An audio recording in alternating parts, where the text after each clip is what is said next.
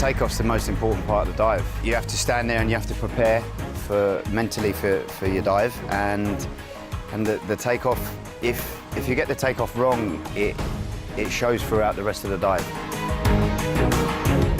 Takeoff, it's first of all, it's start. Yeah, it's your start, and we have in Russia, like in diving school, like speech, how you start, you have the same finish.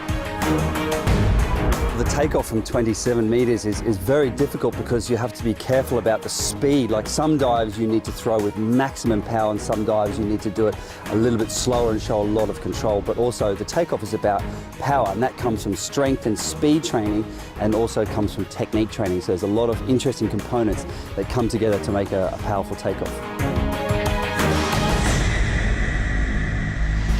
I like a back takeoff. You swing your arms through, and for me a very important part is that you bring your arms up fully and you're still hard on your abs, so you don't bend your hip to the front, and that gives you a sloppy rotation backwards. You need to have like really strong legs to push really hard, you know. You got to get the body moving sometimes, like when you do reverse or inward, you're moving away from the platform while you're trying to spin and twist. So you got to have really strong legs, and your core, like your stomach has to be able to lift the legs and get the body moving. On my triple quad, if I don't get a good takeoff, there's no way that I can put it into the water and get straight tens.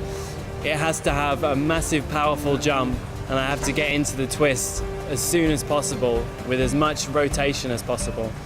If it's not perfect, I'm always going to be struggling the whole way down. Immediately after takeoff, I know if things are going good or not, and then you start making corrections. Of course, this comes with years of experience, you know, many repetitions we've done.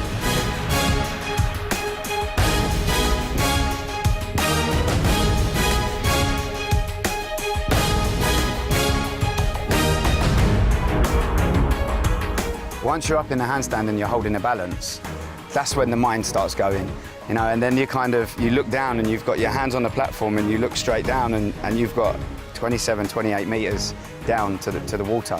That's a pretty daunting thing to look at.